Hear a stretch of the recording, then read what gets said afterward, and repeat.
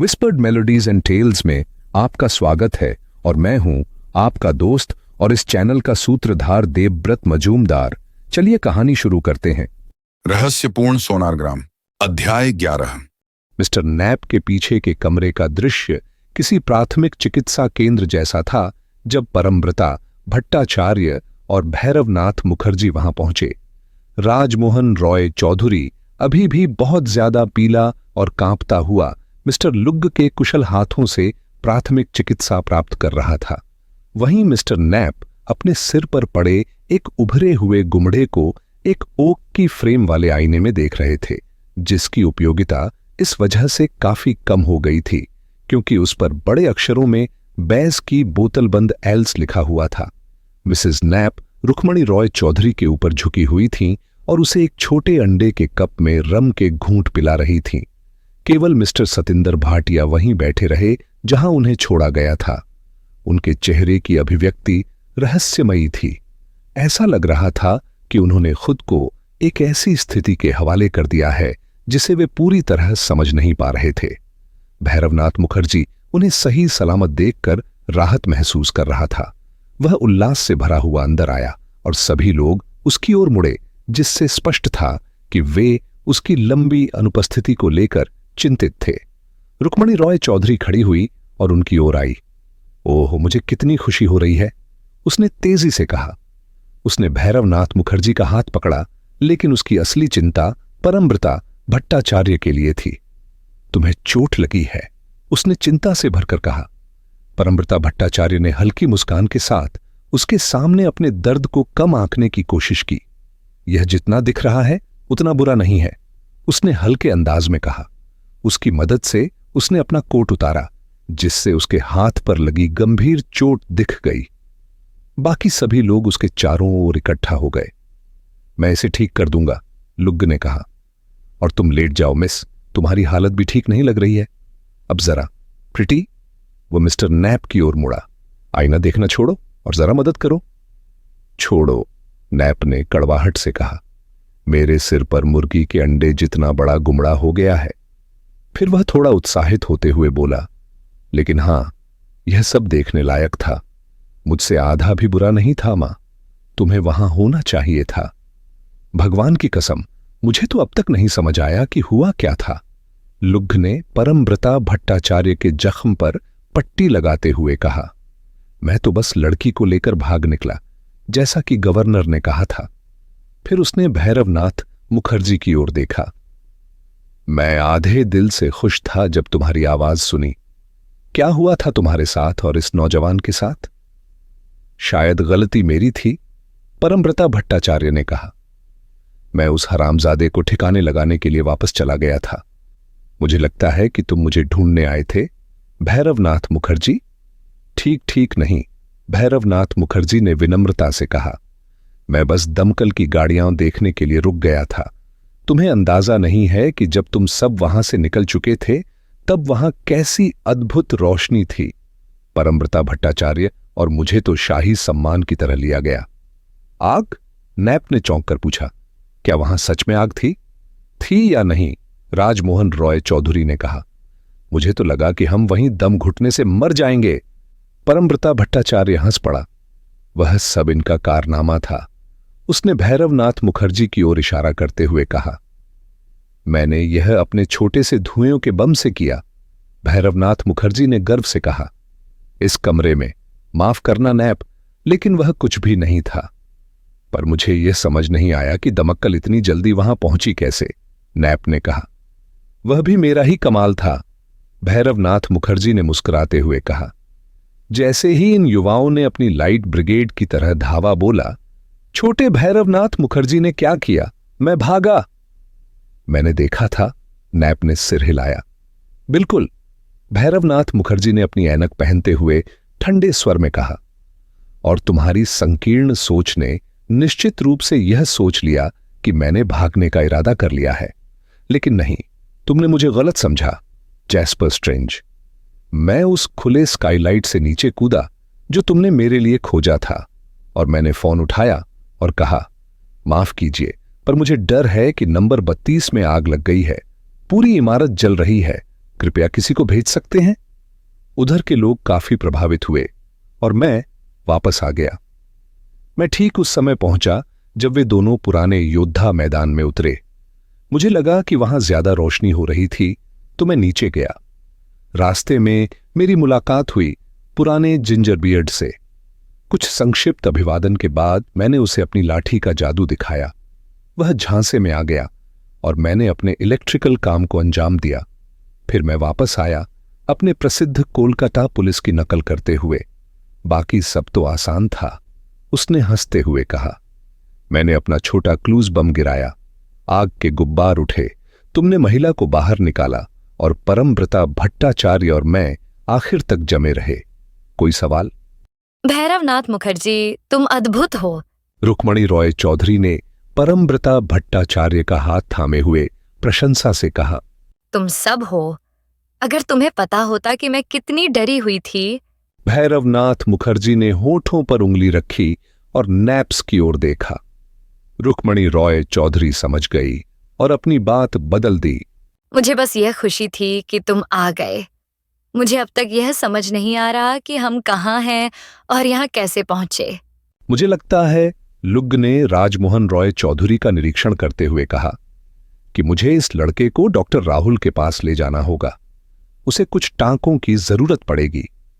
राजमोहन रॉय चौधरी और रुक्मणी रॉय चौधरी ने एक दूसरे को देखा और भैरवनाथ मुखर्जी ने उनकी चिंता भांपकर आश्वस्त किया। बेहतरीन डॉक्टर हैं, उसने कहा। वे इस तरह के मामलों में स्पेशलिस्ट हैं। बेहतरीन? वे कमाल के डॉक्टर हैं, लुग ने गर्व से कहा। अगर डॉक्टर राहुल नहीं होते तो मैं तुम्हें अपने फ्लैट में घुमा रहा होता। चलो मेरे साथ, दोस्त। 4 टुकड़ों में पड़े एक आदमी को भी सही कर देंगे। शायद, मिस्टर सतेंद्र भाटिया ने पहली बार उठते हुए कहा। मुझे बाकी सबको मिस्टर भैरवनाथ मुखर्जी के फ्लैट तक छोड़ देना चाहिए। उनके स्वर में इतनी उम्मीद थी कि परमव्रता भट्टाचार्य मुस्कुरा उठा। तब से किसी ने उन पर ध्यान नहीं दिया था और भैरवनाथ मुखर्जी ने भी लगभग हैरानी से उनकी ओर देखा। अच्छा विचार है, उसने कहा। हमने आपको बहुत तकलीफ दी, मिस्टर सतेंद्र भाटिया, लेकिन देखिए, हमें भी थोड़ी तकलीफ हुई है। ओरिएंटल सज्जन ने उसे ऐसे देखा मानो वह कोई मूर्ख हो, लेकिन वह दरवाजे की ओर बढ़ा और बाकी लोग उसके पीछे चल दिए। भैरवनाथ मुखर्जी थोड़ी देर और मिस्टर नैप से बात करने के लिए रुका। जब वह अंततः नीचे आया तो बाकी सब पहले से ही कार में बैठे थे। राजमोहन रॉय चौधरी और लुग ने चर्च स्ट्रीट में एक टैक्सी पकड़ी। शुभ रात्रि, सब लोग, मिस्टर नैप ने खिड़की से चिल्लाया। जब मिस्टर सतेंद्र भाटिया की कार बेवरली गार्डन्स के शीर्ष से गुजरी तो इंजन अभी भी नंबर 32 के बाहर खड़े थे। अब भी सांप और सीढ़ी खेल रहे हैं, देख रहा हूं, भैरवनाथ मुखर्जी ने हंसकर कहा। मुझे आश्चर्य है कि वे अधिकारियों को क्या सफाई देंगे। यह मिस्टर तपस भौमिक के लिए चिंता की बात होनी चाहिए। तपस भौमिक? रुक्मणी रॉय चौधरी ने जल्दी से पूछा। वह भविष्यवक्ता? वही था, मिस्टर तपस भौमिक ही था, भैरवनाथ मुखर्जी ने गंभीरता से कहा। सबसे घटिया किस्म का आदमी, एक ब्लैकमेलर। बिल्कुल, हमारे दोस्त थॉस भी, परमव्रता भट्टाचार्य ने धीरे से कहना शुरू किया। भैरवनाथ मुखर्जी ने उसका मुंह बना दिया। इस बात को क्यों उठाना चाहते हो? उसने कहा, और वे चुपचाप आगे बढ़ते रहे। सहमति से रुक्मणी रॉय चौधरी के अनुभव के बारे में कोई बात नहीं की गई। भैरवनाथ मुखर्जी ने इसे यथासंभव अपने तक रखने की कोशिश की। करीब 1 बजे जब वे पुलिस स्टेशन के बगल वाले अंधेरे प्रवेश द्वार पर पहुंचे तो मिस्टर सतेंद्र भाटिया ने उनके साथ अंदर चलने से इनकार कर दिया। नहीं, धन्यवाद। उनके स्वर में पूर्ण दृढ़ता थी। मुझे माफ करें, लेकिन मुझे तुर्की स्नान लेना चाहिए। उन्होंने झिझकते हुए रुक्मणी रॉय चौधरी की ओर देखा। मैं आपके भाई की पेंटिंग की बिक्री संभालने की अनुमति चाहता था, उन्होंने संकोचपूर्वक कहा।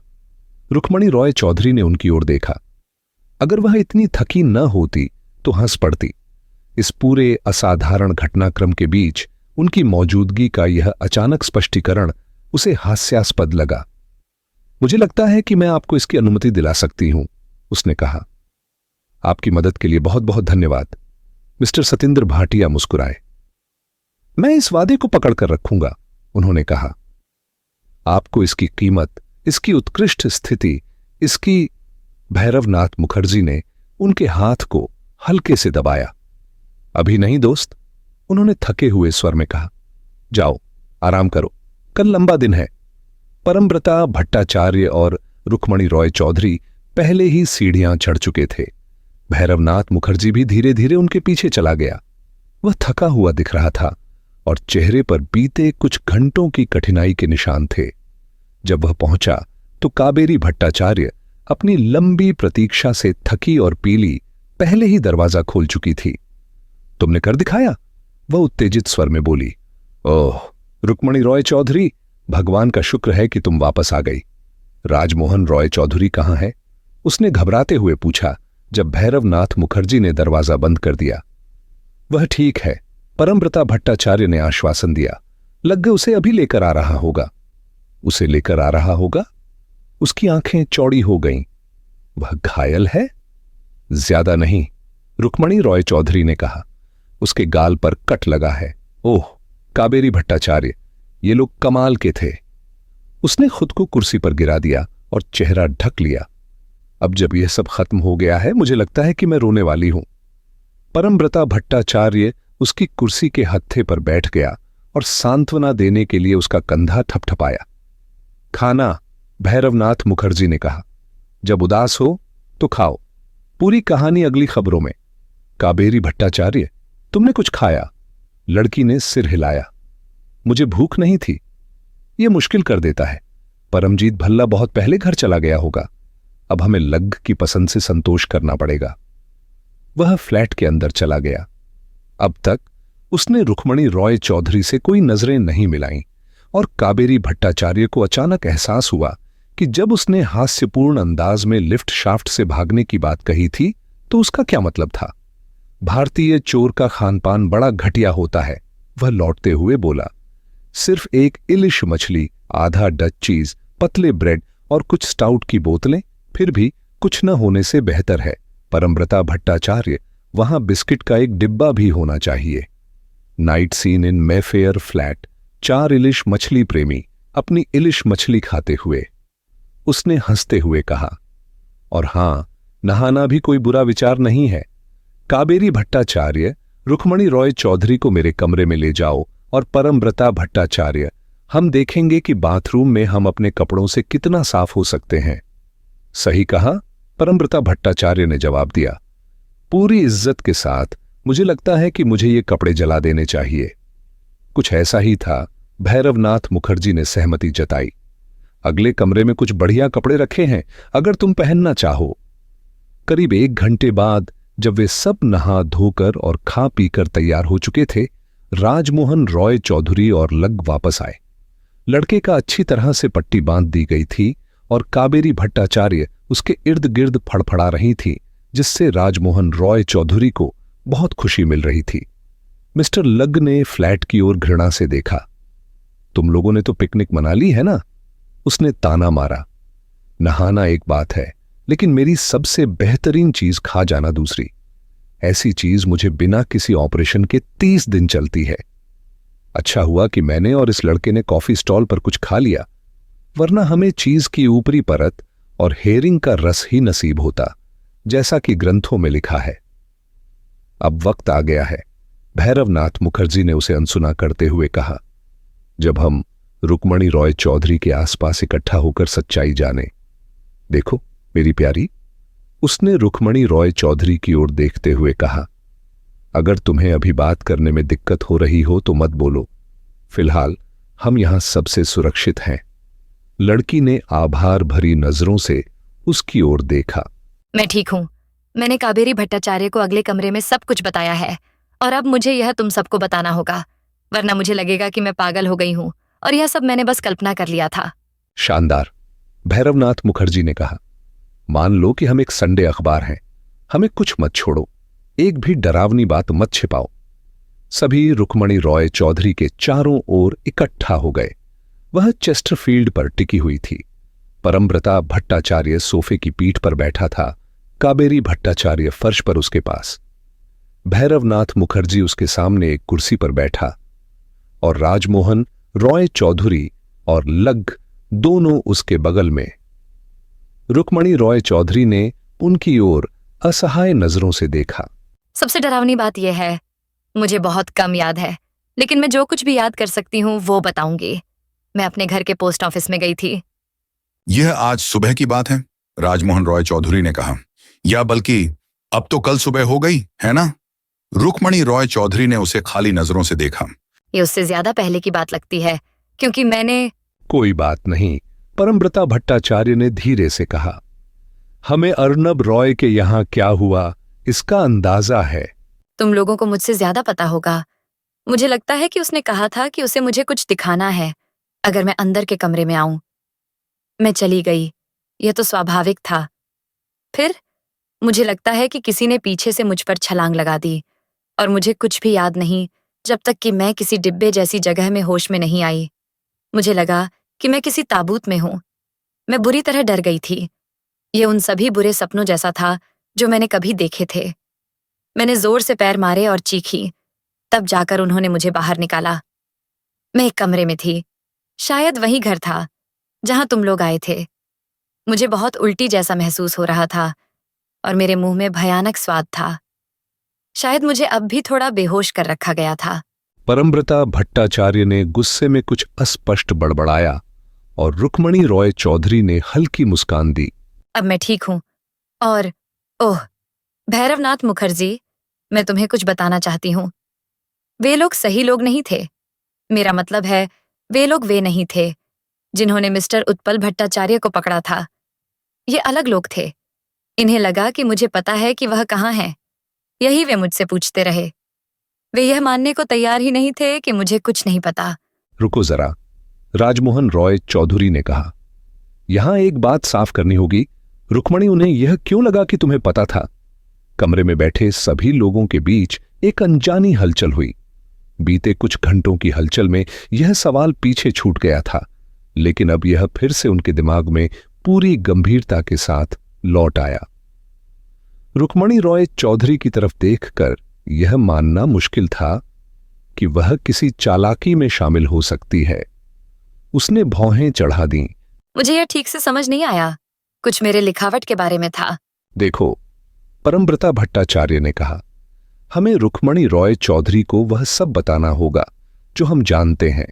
याद रखना, हमारे पास सिर्फ नैप का बयान है, लेकिन उसने सुना था कि किसी ने फोन पर कहा कि तुमने एक पार्सल पोस्ट किया था जिसमें वह सूट था जो तुम्हारे पापा के लापता होने के समय पहने हुए थे।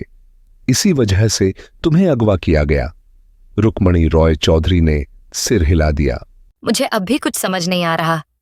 मैंने कोई पार्सल नहीं भेजा, और फिर भी अर्नब रॉय मेरी लिखावट को कैसे गलत समझ सकता है? उसने इसे कई बार देखा है। ठीक है, लेकिन क्या तुमने कुछ लिखा था? राजमोहन रॉय चौधरी ने पूछा। तुमने हाल ही में किसे लिखा? रुक्मणी रॉय चौधरी सोच में पड़ गई। किसी को नहीं, बस कुछ बिल चुकाए थे। सिवाय ओह राजमोहन, क्या यह भोलानाथ हो सकता है? वह तो नहीं। भैरवनाथ मुखर्जी तुरंत सतर्क हो गया। भोलानाथ क्या नहीं कर सकता? उसने पूछा। भोलानाथ लिख नहीं सकता था, कई और चीजों के अलावा, लेकिन भैरवनाथ मुखर्जी वह इस मामले में शामिल नहीं हो सकता। यह तो असंभव है। लिख नहीं सकता था? परमव्रता भट्टाचार्य ने कहा। अगर तुम इसे शानदार कहो तो सही रहेगा। लेकिन मैंने भोलानाथ के लिए कुछ लिखा था। देखो, बेचारे बिमल भट्टाचार्य उसकी सारी चिट्ठियां लिखा करते थे, उसके बिल भी बनाते थे और सब कुछ। वह मेरे पास एक चिपचिपे लेबल के साथ आया था। मुझे याद है कब, यह श्री उत्पल भट्टाचार्य के गायब होने के अगले दिन की सुबह थी। मुझे याद है क्योंकि मैं बहुत थकी हुई थी। मुझे यह बहुत अजीब लगा कि कोई साधारण चीजों के बारे में सोच सकता है, जैसे कोई पार्सल भेजना। बहुत बढ़िया, भैरवनाथ मुखर्जी ने कहा। क्या तुम्हें पता है कि पता क्या था? हाँ, यह मिसेस नंबियार को भेजा गया था। वह उसकी बेटी है जिसने गैराज वाले से शादी की और अंडमान आइलैंड चली गई। मैं उसे कभी कभी चीजें भेजती हूँ। उसने मुझे बताया कि वह उसे कुछ पौधे की जड़ें भेज रहा था। इस मौसम में जड़ें भेजना अजीब है, राजमोहन रॉय चौधरी ने कहा। रुक्मणी रॉय चौधरी ने सिर हिलाया। हाँ, ऐसा ही है, लेकिन तब मैंने इस पर ध्यान नहीं दिया। पूरी बात अब भी पागलपन लगती है। वह कुछ जानता नहीं हो सकता राजमोहन, हम उसे बचपन से जानते हैं। बूढ़े शख्स ने शायद कपड़े ढूंढ लिए और चुपचाप भेज दिए। बस इतनी सी बात है, राजमोहन रॉय चौधरी ने कहा। फिर भी उसे अच्छी तरह से समझाना होगा। फिर भी परमव्रता भट्टाचार्य ने कहा, क्या यह आदमी अर्नब रॉय नहीं जानता होगा कि पार्सल किसने भेजा? भोलानाथ को खुद ही पोस्ट करना पड़ा होगा। यह जरूरी नहीं, राजमोहन रॉय चौधरी ने कहा। वह हमेशा रॉय चौधरी विला और विधवा कुंज से चिट्ठियां ले जाता था। जब भी वह वहां से गुजरता वह उन्हें ले जाता। वह यह काम सालों से कर रहा है। यही तो हुआ होगा, भैरवनाथ मुखर्जी ने कहा। बोलते रहो प्रिय, उन्होंने तुम्हें कितनी देर तक पूछताछ में रखा? डर फिर से लड़की की आंखों में लौट आया। मुझे यह कई दिनों तक लगता रहा। मुझे सच में नहीं पता कि यह कितना समय था। सबसे ज्यादा डराने वाला वह भयानक छोटा आदमी था। परमव्रता भट्टाचार्य के चेहरे पर संतोष की झलक आई। वह अब कभी ऐसा नहीं करेगा, उसने कहा। मैं समझ नहीं पा रहा हूं रुक्मणी रॉय चौधरी, क्या वे तुम्हें पूरे समय परेशान कर रहे थे? हाँ, जब उन्होंने मुझे बॉक्स से बाहर निकाला तब मैं बंधी हुई थी। मैं बहुत ज्यादा बीमार महसूस कर रही थी। मुझे लगता है कि मैं बेहोश हो गई थी। तुमने उन्हें क्या बताया? भैरवनाथ मुखर्जी ने पूछा। मैं उन्हें क्या बता सकती थी? वे जानना चाहते थे कि श्री उत्पल भट्टाचार्य कहाँ हैं। मुझे कुछ नहीं पता था। मैंने उन्हें बताया कि हमें लगता है कि उनका अपहरण कर लिया गया है और वे मुझ पर हंसने लगे। उन्होंने हर तरह की धमकियां और लालच दिए। ओह, यह भयानक था। कुछ पल के लिए वह टूटने वाली थी, लेकिन उसने खुद को संभाल लिया। वह अचानक फट पड़ी। मैंने पहले कभी नहीं समझा था कि यह सब कितना वास्तविक है। विमल भट्टाचार्य की मौत के बाद मैं सुन्न और बेवकूफ बनी रही। मुझे लगता है जब श्री उत्पल भट्टाचार्य गायब हुए और वह बेतुका संदेश आया और फिर वे कपड़े मिले तो मेरा दिमाग इसे पंजीकृत ही नहीं कर सका। लेकिन जब वे मुझसे पूछताछ कर रहे थे तब अचानक मुझे एहसास हुआ कि वे कितने गंभीर हैं। क्या आप सब समझ रहे हैं कि या तो उनका नेता, जिसे मैंने नहीं देखा, या श्री उत्पल भट्टाचार्य, उनमें से कोई एक मरने वाला है। यह मौत का खेल है। हालांकि यह विचार उन सभी को अलग अलग समय पर आया था, लेकिन रुक्मणी रॉय चौधरी की स्पष्ट स्वीकृति ने उन्हें चौंका दिया। भैरवनाथ मुखर्जी उठ खड़ा हुआ। यह तो मुझे पहले से ही पता था, उसने कहा, उसकी सामान्य चंचलता से बिल्कुल अलग स्वर में। उन्होंने मुझसे कुछ भी नहीं उगलवाया क्योंकि मुझे कुछ पता ही नहीं था। लेकिन अगर मुझे पता होता तो मैंने उन्हें बता दिया होता। मैं डर के मारे पागल हो गई थी। मुझे डर था कि वे मुझे मार देंगे या मेरी आंखें निकाल देंगे। आप समझते हैं ना? पूरी तरह, परमव्रता भट्टाचार्य ने कहा। और तुम बिल्कुल सही भी हो भैरवनाथ मुखर्जी। हम अब रुक्मणी रॉय चौधरी और राजमोहन रॉय चौधरी को इसमें और नहीं खींच सकते। हम राजमोहन रॉय चौधरी ने उसे बीच में रोक दिया। हम रुक रहे हैं। मैं रुक्मणी रॉय चौधरी की तरफ से भी बोल रहा हूं। मुझे पता है, लेकिन मुझे लगता है कि हम एक दूसरे को समझते हैं। हम रुक रहे हैं। मैंने इसमें शामिल होने पर जोर दिया था। अब जब तुमने मुझे बचा लिया तो मैं काफी बहादुर महसूस कर रही हूं। मिस्टर लग, जो बातचीत के अंतिम भाग के दौरान गायब थे, अब लौट आए। मैंने एक सुबह का अखबार लिया है, उन्होंने कहा। अभी 3 बज चुके हैं। साइंस सिटी, टॉप्सिया, कोलकाता में रहस्यमय आग। हमारी छोटी सी घटना है, इसे सुनो। Science City, Topsia, Kolkata fire brigade को बीती रात 33 बेवरली गार्डन W8 में एक रहस्यमयी आग की घटना पर बुलाया गया। 2 दिलचस्प तथ्य सामने आए हैं। घने धुएं के बादल, जिन्हें आग के कारण माना गया था, रासायनिक तरीकों से उत्पन्न किए गए थे। दूसरा रहस्यमय तथ्य यह है कि कई लोगों को अचेत अवस्था में घर से निकाला गया, जो पूरी तरह से धुएं के कारण नहीं था। पुलिस इस घटना की जांच कर रही है। सिर्फ 2 इंच की खबर, बस इतना ही मिलता है, मिस्टर लग ने कहा। इतना शानदार शो और हमें बस 2 इंच। इंतजार करो जब न्यूज ऑफ द वर्ल्ड मेरी जिंदगी छापेगा। मुझे ऐसा करने पर मजबूर किया गया, कहेगा प्रसिद्ध अपराधी। उन्होंने अखबार को तिरस्कार पूर्वक फेंक दिया। परमव्रता भट्टाचार्य ने इसे उठाया और जब वह स्टॉप प्रेस देखने वाले थे तो एक तस्वीर ने उनका ध्यान खींच लिया। उन्होंने इसे ध्यान से देखा। हे भगवान, उन्होंने अचानक कहा, मुझे लगा कि यह डैड हैं। भैरवनाथ मुखर्जी उछलकर खड़ा हो गया और एक पल में उसके पास पहुंच गया। कहां? उसने पूरी तरह अनावश्यक उत्तेजना के साथ अखबार छीनते हुए कहा। यहां। परमव्रता भट्टाचार्य ने अपने कंधे के ऊपर अखबार के उस फोटो पर इशारा किया जिसमें एक आदमी अचानक पीछे मुड़कर देखता हुआ दिखाई दे रहा था, मानो किसी आवाज की ओर ध्यान दे रहा हो। कैप्शन ज्यादा जानकारी नहीं देता था। सफोल्क में विशाल डिप्लोडोकस हमारे विशेष फोटोग्राफर ने दूरबीन कैमरे से पुरातत्वविदों की एक झलक पकड़ी। रेडिंग नाइट्स, डेबेनहम, सफोल्क में हॉर्न, एल्विन क्लूअर के ग्राउंड्स में हुए असाधारण खोज को लेकर अब भी बड़ी गोपनीयता बरती जा रही है। यह बिल्कुल उनकी तरह लग रहा है, राजमोहन रॉय चौधरी ने कहा, बाकी दोनों के साथ अखबार देखते हुए।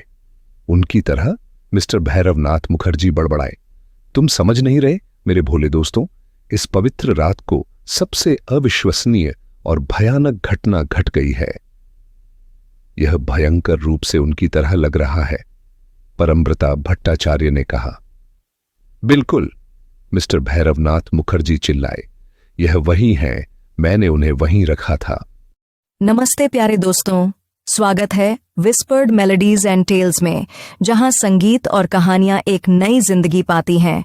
अगर आपको दिल को छू लेने वाले गीत और मनमोहक कहानियां पसंद हैं तो आप बिल्कुल सही जगह पर हैं। तो जल्दी से सब्सक्राइब बटन दबाएं और बेल आइकन को टैप करें ताकि हर नया गाना और कहानी आप तक सबसे पहले पहुंचे। अगर आपको ये पसंद आया हो तो लाइक बटन दबाना ना भूलें। आपका एक लाइक हमारे लिए बहुत मायने रखता है और हमें और बेहतरीन कंटेंट बनाने के लिए प्रेरित करता है। आपके प्यार और सपोर्ट के लिए धन्यवाद। इसी तरह हमारे साथ बने रहें, सपने देखें, सुरों में खो जाएं और कहानियों की दुनिया में डूब जाएं। मिलते हैं अगले वीडियो में।